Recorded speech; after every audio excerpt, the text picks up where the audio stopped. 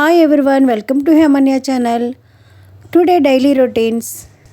Viewers, ఈ రోజు మనం బీ యూజ్ చేసి చిన్న సింపుల్ సెంటెన్సెస్ అంటే ఫర్ ఎగ్జాంపుల్ బీ ఏ లీడర్గా ఉండు, బీ సైలెంట్గా ఉండు అంటే ఇలాంటి చిన్న సెంటెన్సెస్ని ఇంగ్లీష్లో ఎలా చెప్పాలో ఈ వీడియో ద్వారా నేర్చుకుందాం. Before going in to the video, please like, share and subscribe this channel.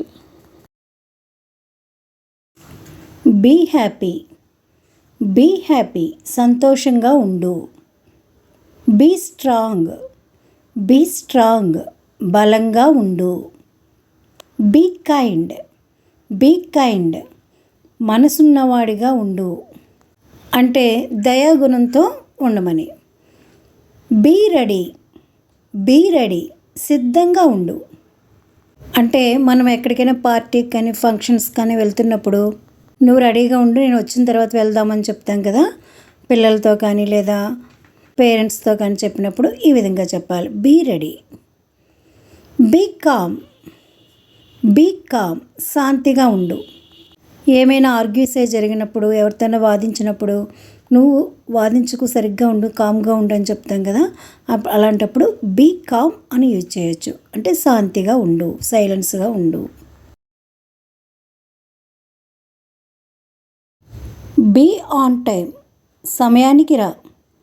Be on time సమయానికి రా.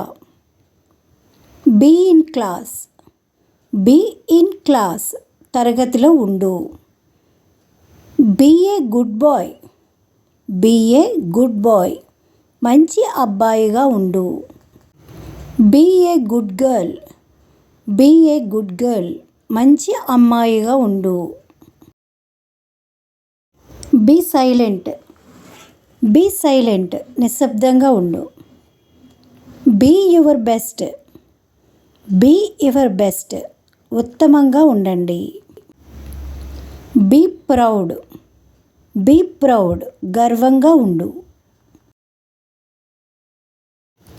బీ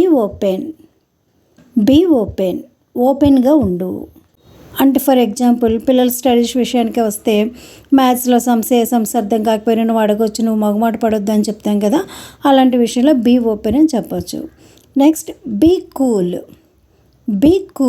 కూల్గా ఉండు అంటే ఎటువంటి టెన్షన్స్ లేకుండా ఎగ్జామ్ రాయి కూల్గా ఉండని చెప్తాం కదా, అలాంటి విషయంలో బీ కూల్ అని యూజ్ చేయొచ్చు. బీ